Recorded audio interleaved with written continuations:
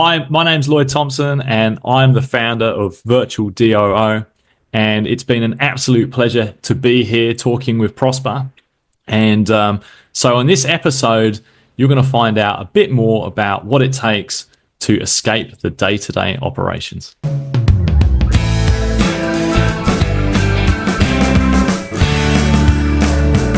Ladies and gentlemen, welcome to yet another exciting episode of the Online Prosperity Show. I'm your host, Prosper Taruvinga, and today we have an extraordinary guest that's joining us. Now, Lloyd, how are you doing, my man? I'm very well, and since I'm here, I think I need to do, is it this one with my hand signal, the Prosper? I'm very happy to be here. Thanks so much for having me, Prosper. Absolutely. Actually, it's live long and prosper. So I don't know if you've watched Star Trek. It's what Leonard Nimoy said to He was a legend. They were leaving, and it's just been a part of what we're doing here. So thank you so much for joining us on the show today. Absolute pleasure to be here. Thanks for having me. You know what's really exciting? You could be on a plane right now, off to your wedding, but you chose to spend a couple of hours with us today. So, on behalf of everybody who's watching this show right now, congratulations, my man. Thank you. Yeah, I mean, this is the last meeting before my calendar is closed and all of the preparation unfolds.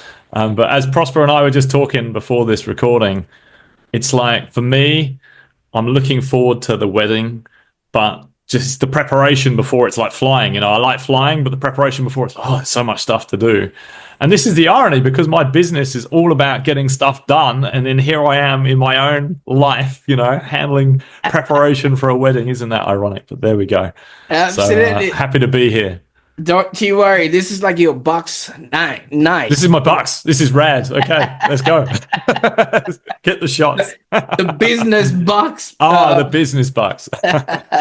Fantastic. Now, for those that are just tuning into the Online Prosperity Show, this is a show where we unpack the stories of extraordinary individuals who are shaking up the business world. And as I've mentioned, Lloyd is a guest who's actually swapped a career in tech for a life that is more like surfboard riding or surfing, that is just basically balancing perplexity and freedom with the operational excellence. And as he was trying to say earlier on, he's now really trying to prepare for his wedding. And good luck to you, my man, and everything else that comes along with that. But that's a story for another time. Now, Lloyd is actually the brain behind VirtualDOO. That's a service that actually helps business owners escape the daily grind by providing them with a fractional director of operations. So many of us are trying to climb the ladder with our hands full, but as we all know, that is an impossible mission. So this is what he does and helps people create businesses that are profitable and enjoyable. Now, Lloyd, we've already gotten started, and I'm not going to take up much of your time because you got a lot of life ahead of you. Lots of prep. Tell us a little bit about your journey so far and your business and what it is that you do at VirtualDOO. Wow. Okay. So my background, just to paint a quick picture there, before I was in corporate for 20 years, and you can't see the back of my head, but there's a bit of hair missing there. And I think if I'd have carried on in corporate, that might all have disappeared by now. Prosper, you're looking at me with a stern face here, like, is this the problem? So my background was corporate. I started my career as a software developer, and then made my way into leading large global engineering teams. And that was my career for a very long time. And then, like many people, I think during the pandemic, I just wanted to do something different. And you touched on something earlier, which is my hobby of surfing.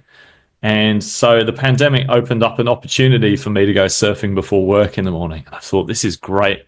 I want to do more of this. I like having location flexibility. I like having time flexibility to do my work. That's something I really enjoy. And I just thought, how can I possibly do this and use my skills? My skills are running large remote teams, overseeing operations, driving process improvement. Like, what can I do? And so this thought had been moving around for a while. And in my hobby life of surfing, it just so happened that I knew a business coach. And we were having a conversation in the surf one day. And I just said this. I said, I don't want to go back to a brightly lit office anymore. My team have been running remotely for, they can. My Sydney team can run remote. I've got team offshore. They're always remote. I would just like to be able to work remotely. Like, what can I do? Is there something out there for me? And he connected me with a founder of a big e-commerce business. And this business owner was very good at creating products, great products, selling them internationally, solid business.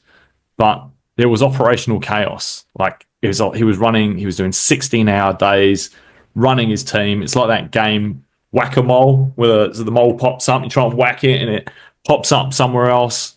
And he was just running on adrenaline, scattergunning the team with tasks. So I got an introduction to this guy and just realized that I would be able to help him.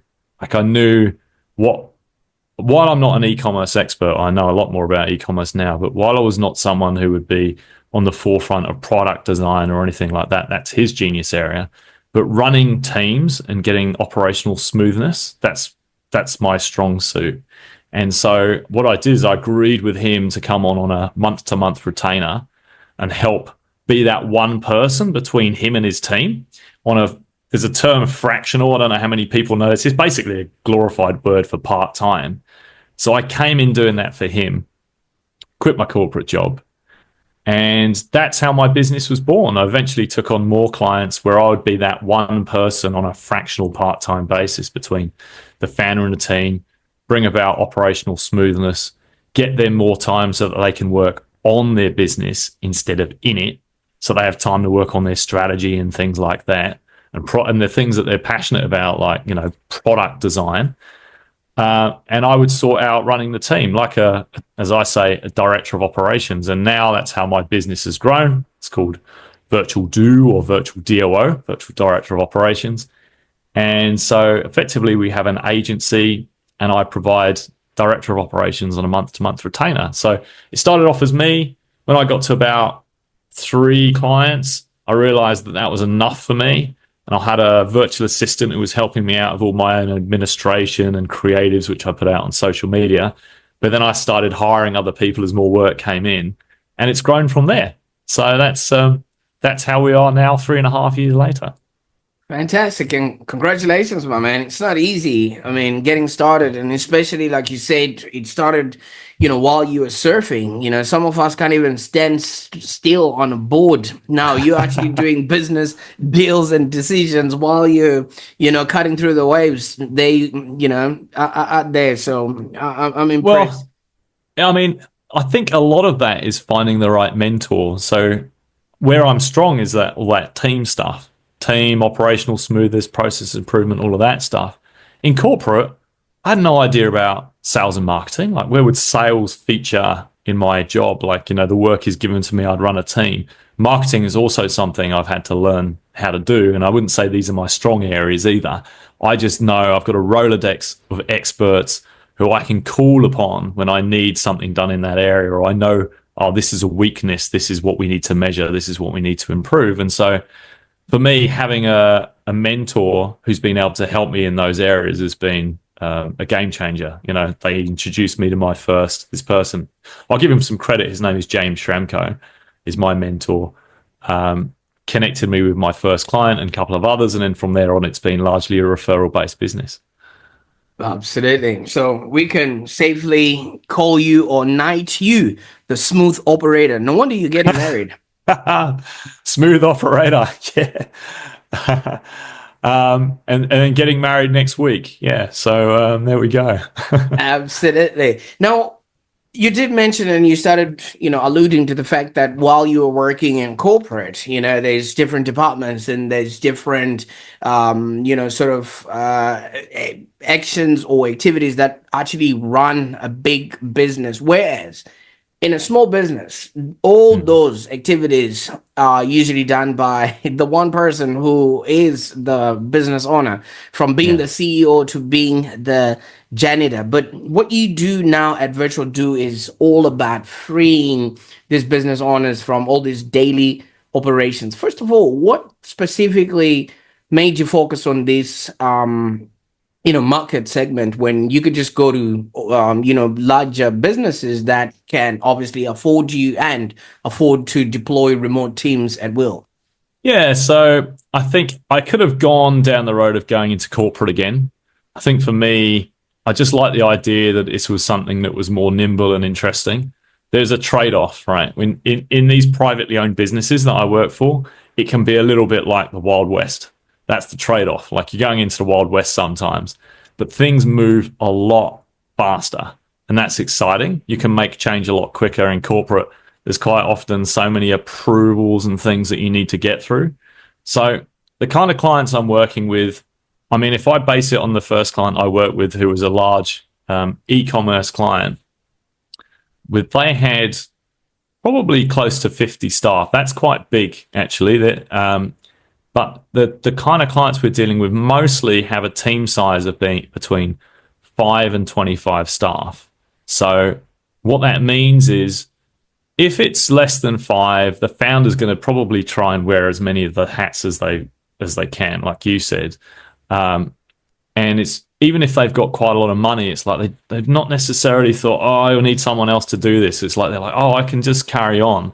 When they're starting to get above 5 members of staff, it's like they're in this kind of amber zone of like now they're still feeling the pain. They're making enough money if they've got that kind of members of staff, that many, but quite often they're still trying to do it themselves. Once they got between 10 and 20, they are in like pain. They really need some help. And at that point, they haven't decided necessarily to take on a director of operations or a COO, like a one person who's going to run the team. And so this fractional director of operations was an idea really that came out in the surf between me and my mentor, James Schramko. Like, you see other fractional businesses out there. You see fractional CMO, fractional CFO. Why not this as a fractional service? And so effectively, we tried it with one, it worked, and we did more. And I like it. It's exciting. And it's good for business for us because it means that we can serve multiple clients at the same time. It's good for the client because they're not going to be paying the same amount of money as they would for a full-time operator. And when they eventually get the scale that they go, right, okay, we've got enough people, we've got enough funding, I want to bring in a full-time operator now, then that's okay. We can just transition them in, we can help train them. So it's kind of like it's both sides win. For us, it's good for us in terms of resourcing, and that I can take one person and give them, up to 3 clients. And it's good for the client because the client's like, well, I can hire someone on a month to month until I've got the scale to take on a full timer. Or what's happened with some businesses that we work on is they scale so aggressively. They're like, well, we don't need you as that one person between us and the business anymore. We'll just have you look after this area. And that's happened as well. And of course we love that, right? So this didn't go out with an intentional direction of this is exactly where it's going to go. This is just how it's evolved. And when I started the business, I was initially targeting smaller businesses and smaller teams. But now I found that sort of 5 to 25, that's the sweet spot where they've got enough money to have a one person between them, but they're not yet at the scale where they want a full timer. And I think that takes a lot of trial and error, and it's a good thing you've got your mentor, James Schramko, there, obviously giving you that 360 view, which you wouldn't have seen had you kept surfing, because all you would have just seen is that wave. But obviously, having someone around you that helps you see around the corners is very instrumental, especially when you're sort of getting started in your business. Do you have any sort of valuable piece of advice that Shamko actually gave you that you still use today?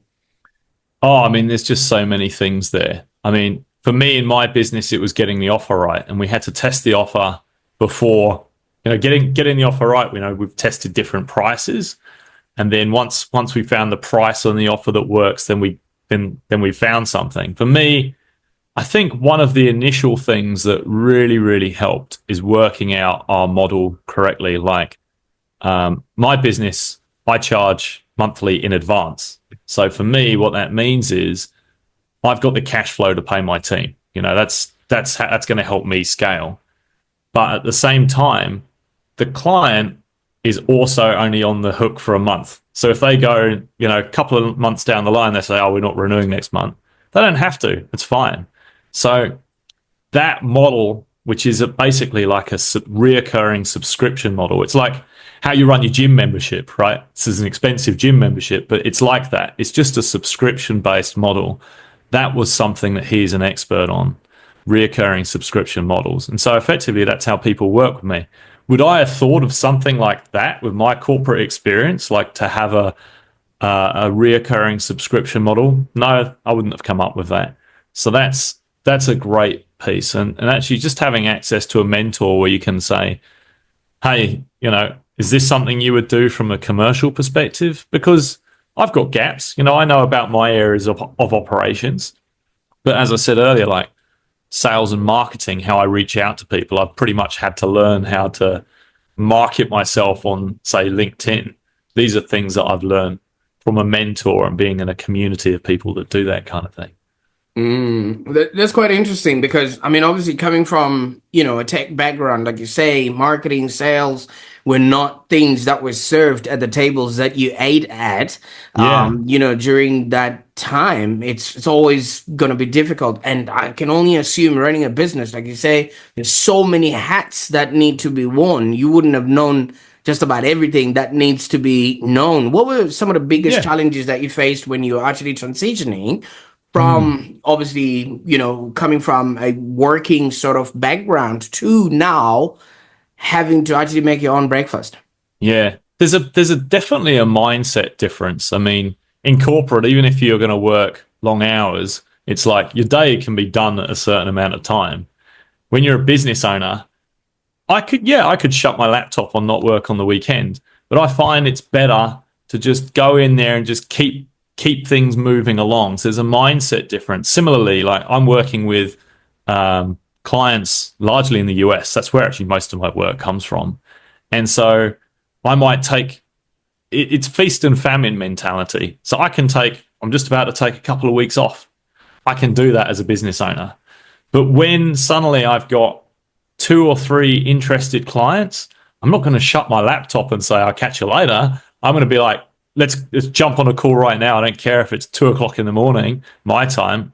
Let's go. Let's talk about it. So it's feast and famine mentality is kind of an important distinction there. I think the sales and marketing piece is a big one. So you've got to always be marketing, and then you've always got to be testing too. So I'm putting out social media content regularly, although most people come to me by referral, but I'm keeping myself top of mind. People are like, "Oh, Lloyd, okay, there's another testimonial," or "This is what they're doing," and then it means when they think about, "I need a fractional operator," who are they going to go to? I'm not directly pitching them. I'm putting out educational content, and they'll see that and they go, "Oh, okay, that's what they do," or "That's interesting. I know a person who can solve that problem." So these are things that I would have learned along the way. It's very different to corporate. Again, having to do sales. Like I didn't know how to do what I would call is a sales. I wouldn't really call it a sales call. I'd call it more discovery. So if I'm going to jump on a call with someone, largely I'm just going to find out if I can help them. And I now know how that works. It's like I'm going to ask them questions, find out as much as I can. And if I feel like I can solve the problem for them, I'm going to tell them if I can solve the problem for them or send them to someone else who can. I've had to learn how to do that because I think the last person someone wants is someone going, leading the conversation saying, "This is what we do, this is what we do, this is what they do." No, like if you listen to them and understand their challenge and then see if you can help them, this is what I've had to learn how to do, how to run that sales process and do those sales calls. I quite like that. You see, with me, I only work with people that I can share whiskey with. And if I can't share whiskey with you, then I don't think we can work. So maybe you could also Okay. have a rule that if you can't go with that person on a surfing day and have a good day out of it, you won't be able to work with that person, because that in and of itself just really showcases, because now you need to be doing work that matters for people who care. And if you're going to be doing all that work behind the scenes and nobody actually appreciates what it is that you're doing, then that person is not obviously worth your time. But I'm really glad you brought that up. If I might jump in there actually, because that's another interesting point. One big difference was when I was hiring in corporate, I was hiring for myself. And I was like, this is going to be my team. And so these are the skills I want. These are the values I want. This is the tribe I'm growing. Now for my own business, another thing I've learned is I not only need to hire for my values, I also need to match make with the client. And I got that wrong a couple of times early days. And so that was a lesson for me. Like I've picked people who are very much empaths. It's great to get the skills, but I want to know they are someone who can deal with people and listen to them, and good active listening skills. They're going to deal with some interesting characters as part of it. But different business owners are going to behave differently, and their match in terms of who I put in there is going to have to be someone who's going to click not only with that founder but also with a team. And so one of my early hires, and all of them have that empathy base, everyone, but one of them was more of a consultancy kind of person. Like, he can make the decisions, but he's going to want to discuss with you, get you on board. This is going to be the style, make sure everyone's warm and fuzzy. And I paired him with someone who was very much I just want to make a decision. I want to make it fast. I don't even care if it's wrong. I'd prefer us to go down that road, find out if it's wrong, turn around and go back the other way. And I actually like that style. Like, you don't want to do too much analysis and not enough action. But there's a dial on how much analysis that people want, how much consultation that people want. And so this guy was not a fit there. So I had to take him out. I had to bring myself back in because we were a match. But then on another client, this guy was an absolute match. They wanted someone who was going to really be like more of a bring them on board, win hearts and minds with the ideas, rather than someone's like, let's make the decisions. So that was a key difference for me. It's a little bit like dating. Like, when I find these founders that I'm working with, I have to find out what their style is and what their team style is. And then I have to find the operator from my team, from my pool of like, who's going to be the best match for them. And that's become a bit of an art. absolutely. I mean, obviously, like you're saying, hiring is a lot like dating. You would have a lot of experience. I mean, considering you're gonna be graduating in 2 weeks, so it, Graduating from dating into marriage, I know. Yeah. Absolutely. Now, Lloyd, I mean, obviously, you know what this opens up? It opens up the possibility that you can literally work in different industries, because so many people would think, oh, that would never work in our industry, or that's not how we do it in our industry. So maybe somebody could be a law firm or an accounting firm, and they'll say, no, we need people, boots on the ground and things of that nature. And so with what you're explaining, that means you're open for business to just about different industries that obviously that are compatible with VirtualDOO, right? Yeah, that's an interesting point as well, because I mean, while we started in e-commerce, then we started to find that working with e-commerce, you can't often find marketing agencies. So then we would also find ourselves working with marketing agencies. And I will say that that is probably 2/3 of our client base. But because of the pandemic, and because people are now so open to working remotely, even with some classic bricks and mortar businesses with boots on the ground, they can be run by it. We worked with a construction business. We worked with a real estate business with multiple sites and people out, doing stuff, visiting sites. So it pretty much opens up its doors to anything where a team can be run remotely. And I would say, I mean, that's going to be most businesses these days, apart from maybe not your laundrette, you know. Maybe it's not there. That's a very much a physical premises. But for things where they're going to have a team that's dialed into a hub, and they're going to have some kind of there's not many pieces of infrastructure that you need really to run a team remotely. You need a chat tool like Slack or Teams or whatever you want to use. Everyone's got something. You need your knowledge base, and you need some kind of video conferencing like Skype and a task management tool. That's pretty much going to run the crux, like the core of most businesses to be able to run them remotely. And it's very low cost infrastructure. Oh, absolutely. I mean, gone are the days where you needed everybody in the factory and people had to clock in, clock out, and make sure, everyone was accounted for, fed, and entertained. Just so that they could produce, something. But nowadays, a lot of businesses, headquarter, they don't have a headquarters. The headquarters is in the cloud. And speaking of which, I'm in Melbourne, man. I'm just looking. It's a bit overcast today. I don't even know cloud out there. Which cloud has all my data. So it's one of those. But obviously, I mean, with the kind of work that you're doing, Lloyd, you're obviously giving people back their time, giving people back the reason why they actually started a business in the first place. Because a lot of people end up having a glorified job, because if you're the one that now has to feed yourself your own grapes and fan yourself with feathers, then you haven't really arrived, Yeah. But what about those people that kind of have that hesitance to say, if you want to do a job great or something along those lines, you do it yourself, and they are hesitant to sort of hire a team or people that can actually help them behind the scenes?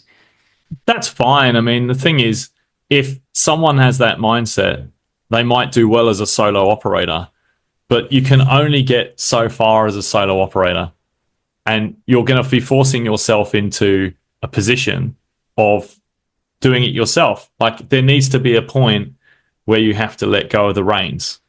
And so, and letting the go of the reins, or, you've built this thing, it was your baby, and now suddenly you're going to have, you want to give it to someone else to look after. That's going to be a challenge. And so a lot of people don't want to do that, and that's fine, because they'll think, oh, the founder can always do it the best. But the thing is, it's not true. Like, there are so many talented, skilled people over there. You just have to find the right people, and you need to put the right structures in place. And that's why getting the hiring important is correct. But then also, if you've got talent, knowing how to then manage talent. And what you were mentioning earlier about, yes, we can do remote teams now, which is, obviously how I'm running my business. There are a lot of businesses that are still now, okay, the pandemic's over and they want people back into the office most of the week. And I think if you can get in-person connection, that's great. But that doesn't have to be the way to manage people. You can manage, instead of by clock watching and seeing them doing stuff, there are correct ways to manage people or to lead a team. And so, going back to your original point, like understanding, like, how can someone make that leap from solopreneur into team? Well, there is a leap of faith, but you also need to hire the right people, and you know what to do with them. And if that's not your sweet spot, then that's where you can get some help from someone who does know how to do that. And off you go. Then you can get yourself that time freedom. Absolutely. I've always heard about the laptop lifestyle, Lloyd. So when you're surfing, are you actually surfing the internet as well as the waves? No. I mean, I've got a KPI in my business, and this is true. This is not a joke. One surf a day. Like, that is a real KPI. Now, sometimes I'm going to exchange that surf for a yoga class, or or the gym or something like that. But there's a point to that for me, which is that I left corporate so I could have time and location flexibility. And if I can't make that happen, like if I can't get that time to go outside, I might as well go back to corporate. So when I go out surfing, And it's all important to plan that white space, like that time in your calendar, because if you're sitting in front of your computer all the time, it's not only just bad for your life, like, your lifestyle, but also when you plan that white space in your calendar, it's often, for me anyway, that's where the ideas come. Like sometimes you can't see the wood through the trees. Like it's actually productive. It sounds counterintuitive, but it's actually productive to go and take time off. So I go for a surf, I come back, I feel more motivated, I feel more productive, I have more ideas, I can come back to working on my business and finding new people to partner with. Fantastic. Now, besides getting a hold of you, obviously you've already alluded to LinkedIn. You've also written a book, right? The 9 ways to leave your day-to-day operations. Yeah, and here it is. There we go. Absolutely. Tell us a little bit about this book and how people can get a hold of this. Yeah, so first of all, I mean, you can get it if you like a book, like a printed out thing. You can just find that on Amazon or on Kindle. And actually, I'm just about to get an audiobook release. So I'm hopefully going to have that done by Christmas, because that's like I myself taken all my books from Audible. And so I was like, well, why haven't I done this as well? What is it about? Actually, what happened is I did a webinar a few years ago now, and it was called, very similar title, 9 Ways to Exit Your Day-to-Day Operations. And what I was talking about is, here are some like rhythms that you should run in your business to bring about operational smoothness. So everything's under control. There's no flashing reds on the dashboard. Things are running smooth. How do you do that? And the punchline is, just to give away the end of the story, basically, this is what a director of operations will do. So it's explaining what they're going to do to get you out of the day-to-day.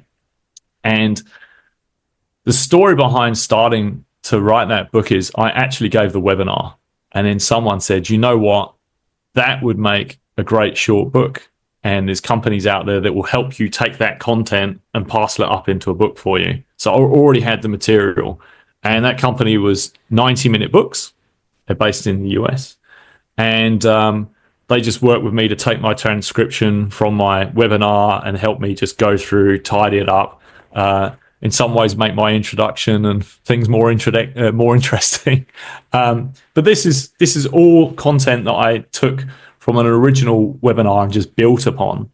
And it's not meant to be a War and Peace long book. It's a short book. There's only 85 pages to it. It's just there to let you know where your blind spots are. So if you as a business owner pick this up and you go, oh, hang on a minute, I'm not doing that, you can fix it yourself. If you've got the bandwidth to do it, you could go and go, yeah, I'm not doing that. These are the things I can fix. But then as you get to a certain size of team, it's like, you shouldn't be doing it yourself.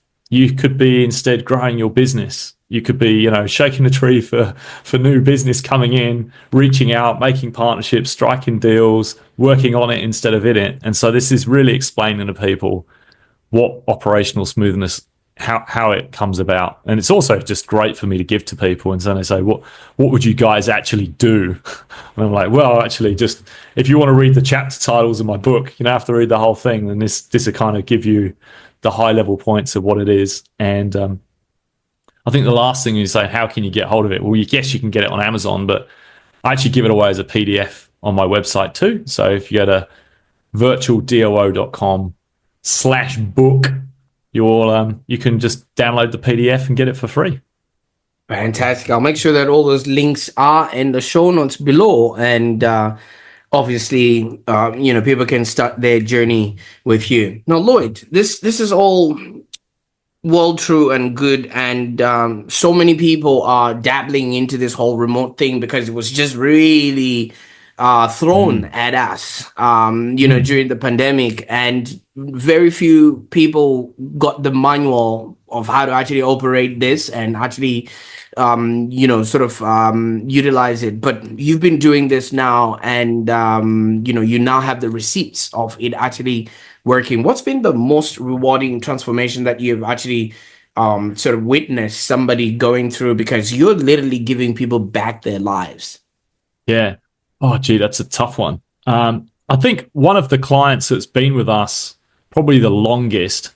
Um, this is they wanted some stuff that they wanted to automate. So this is a bit of a weird one because we're mainly providing a director of operations, but they came to us and they said, "Hey, do you reckon that we could have someone take this manual process that we run for our team, and which is really really valuable, and do you think we could somehow automate this?" And so we said, "Yeah, we can run that. Like, we'll come in, we'll find the expertise, we'll run it for you." So we took this, we managed this, we hired a team, we took this automated process that we used to take, probably hours, and we managed to automate it so it runs in minutes. And what this is, it's a very detailed audit that someone would run for someone's video channel. And this business owner works with some world class YouTube operators, like famous people, and will show them how they take their channel from here to here. It was a very time consuming process where they would audit that. And basically, over time, we've turned this with them into a software as a service. Pick the team, we run it.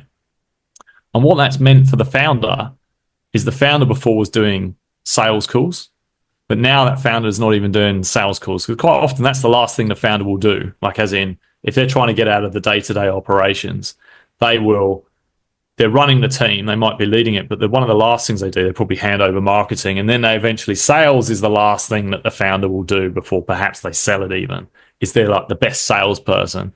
But they no longer needed to run sales anymore because they've got this tool that they can license out to other agencies, and suddenly they've got business on tap. That's probably the best outcome that we've delivered for someone. But there's lots of different ones out there, and they're also very different characters. Like, we've had another person who was a big stage seller.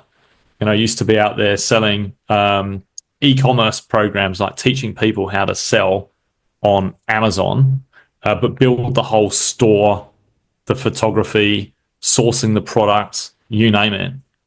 And so he'd be on stage, and then COVID happened, and then he'd be doing that remote with webinars at all hours of the day to different time zones.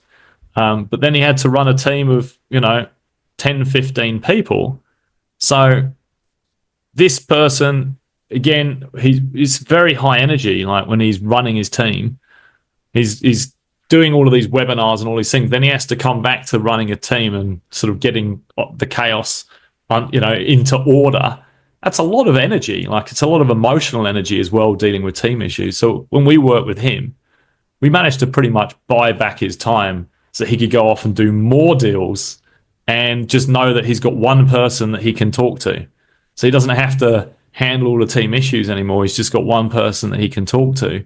And that's given him a massive, benefit in terms of his life. Like, he's got his health back. He can sleep, he can go to the gym, he can focus on his sweet spot, which is selling. That's probably, one of the most rewarding, because I could see that also come into his lifestyle. Like, I could see that transform his health as well. So yeah, there's a couple of sort of stories of people that we've helped.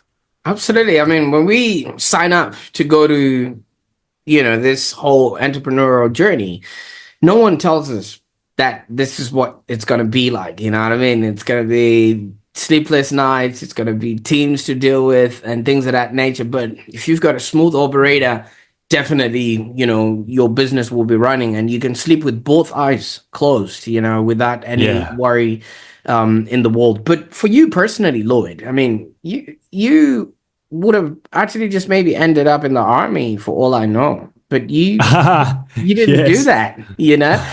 What's been the transformation that all of this has happened? Because you broke the family tradition by joining the army, and you actually became a tech expert, and that was bold in and of itself. And then not only that, you've now gone on and gone a little bit further and started your entrepreneurial journey. What's been that that's a funny story. I Well, actually, I'd saved up my paper round money. This is going way back. I'd saved up my paper round money to buy a Super Nintendo, and my family are from sort of humble beginnings. And when I saved up this £200 to go and buy this, they said, "Where'd you get that money from? You can't spend £200. We're going to go halves with you and buy a family computer," which I thought was incredibly outrageous. Like, hang on a minute, I've saved up for 15 weeks to buy this flipping Super Nintendo, and now I'm getting a computer. I don't want a computer. So anyway, we got this computer. It was actually something that had a built-in Sega Mega Drive, so it was a win. And they don't make this kind of thing anymore, but it was half computer, half games console. And I wasn't interested in the games console, really. I mean, I wasn't interested in the computer. And then someone came around and started typing some words into the black screen. And I thought, oh, what's going on here? This is quite interesting. And then when this person went away, I thought I'd type some words in the black screen and destroyed the family computer. And they called this person back, and they had to sort of install things and fix it all up. And I said, I won't do this again. Basically, I did. And then I became really interested in computers. And in my family, there's a long lineage of military history. My background was grew up in an army town, and so I was due to sort of follow that path, really. And then just kind of realized at about 15 that there was good jobs out there in IT, and I was really interested in the computer stuff. And so that's just, I basically went to, had very humble expectations, but I just went on, became a computer programmer, really enjoyed it. And then I could find that I could explain technical concepts to management who couldn't really didn't really want all of the minutiae of detail. So I became a bridge between the technical and the non-technical, and then ended up running teams. So it's been a bit of a journey, and definitely wasn't the army. And to be honest, many of my friends have gone that road, and I respect that, but I'm so glad that I didn't have to go down that road. And it's just given me a great opportunity. And yeah, it's been a bit of a leap, from being a computer programmer and into sort of leading large remote, started off technical teams and then more broader, and now this. But in some way, there was all some kind of link all the way along. There's like from technical to leading technical to sort of more broader, now working remotely. So this is where we are. Yeah, it's been quite a journey. Fantastic. It has been quite a journey. I mean, you're talking about the family computer, which would, service everyone, and people would get their news or whatever information from that, or it was used as a typing console where people would just type stuff and then print it out. And I can imagine that black screen that you're talking about, with that flashing cursor, C:\\\, Yeah, that's it. It was that. Yeah, and I'm just thinking, this weekend my little girl woke me up while I was sleeping, and she's like, "Dad, look." And only to realize she was putting my phone in front, so I actually officially opened my phone for her, and then she ran away. So you can only imagine. Wow, you've got a hacker right there.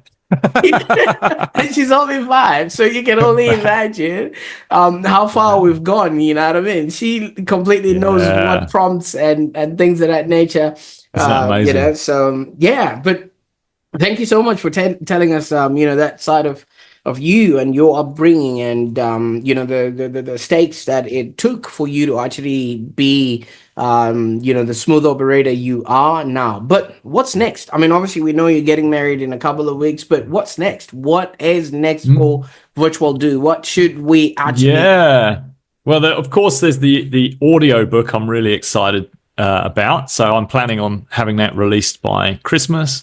So I've heard that a lot of people like me listen to audiobooks, but some people also like to look at the Kindle version at the same time, so they're taking in both ways. So I'm planning on just putting the audiobook out there, very low cost, and perhaps packaging it with the Kindle. So that's good. Really, I'm just happy with the kind of organic growth that we've got. So next year, we've got a really, really good team. People are starting to find out now, like, that we don't just have to be within this particular sweet spot of marketing agencies and e-com, although that is our bread and butter, but we are starting to find our way into other businesses as well.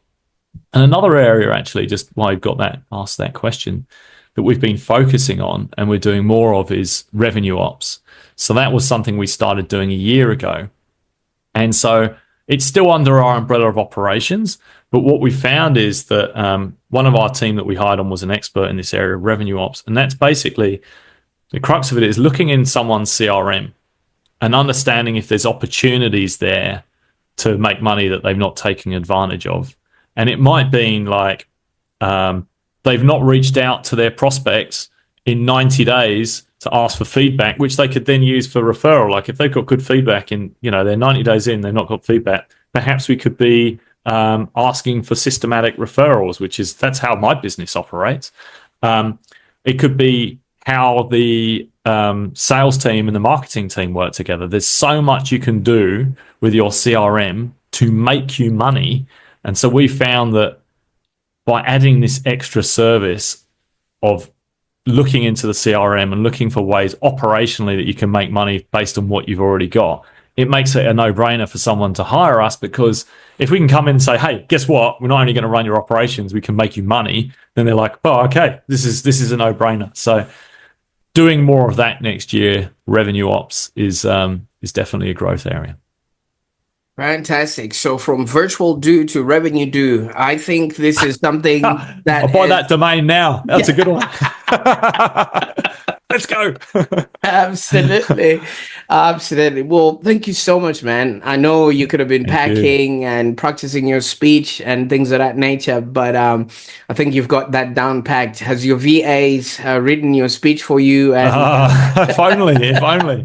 It could even be better than mine. I really need to sort of tidy it up somewhat. So that's definitely on my agenda, and I'll be working on that today. Absolutely. Well, thank you so much, Lloyd. I mean, this has been an insightful and this one, and very inspiring conversation. I mean, so many of us jump into this world of business only to realize that when the tide goes down and surfs up, you literally haven't started, if you're still doing everything by yourself, because you can't climb the ladder of success with your hands are full. And what Lloyd has given us, I mean, obviously what he went through from navigating corporate complexities to actually riding these entrepreneurial waves, he's certainly shown us, what it means to create a life and a business on your own terms, and still have time to go away for 2 weeks and